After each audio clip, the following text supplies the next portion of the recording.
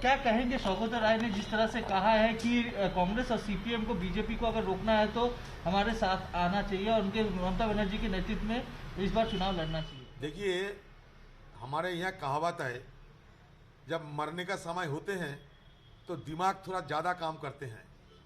तो उन लोगों का मरने की वक्त आ गए हैं अभी, तो इसलिए ज़्यादा दिमाग काम करते हैं।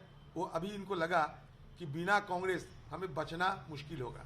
यही हम बराबर उनको सलाह देते आ रहे थे कि आप सत्ता पे आने का बाद कांग्रेस पार्टी की मदद लेके आप सत्ता पे आई थी, और सत्ता पे आने का तुरंत बाद ये कांग्रेस पार्टी को आप खत्म करने के लिए कोई कसर नहीं छोड़ी। नतीजा क्या निकला? नतीजा ये हुआ कि बंगाल में धर्मनिरपेक्ष जो पार्टियां थे, जैसे कांग्रेस पार्टी, लेफ्ट पार्टी, इनको तो कमजोर अब जरूर कर दिए हैं। इनको तो अब खत्म करने की कोई कसर नहीं छोड़े रखे हैं।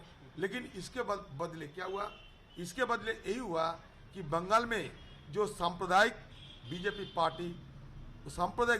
पार्टी को दबदबा बढ़ने लगे, क्योंकि जब धर्मनिरपेक्ष जमीन खत्म होने लगे, खिसकने लगे, तो धीरे धीरे इस जमीन को कब्जा करने के लिए सांप्रदायिक तत्व मैदान में आ पहुंचे और कब्जा करने लगे। अब आपको एहसास हुआ कि बिना कांग्रेस बीजेपी से लड़ना मुश्किल है, नामुमकिन है। मैं तो ये बराबर आपको कहते आ रहे थे, फिर भी आपकी 2-4 पार्टी के नेताओं ने अभी इस गली में उस गली में ये बात रखते हैं। अगर जरूरत है, अगर रखना ही है बात, तो तृणमूल सुप्रीमो ममता बनर्जी खुद आप क्यों नहीं बात रखते कि हाँ, आपको अकेले दम पे कुछ नहीं होगा।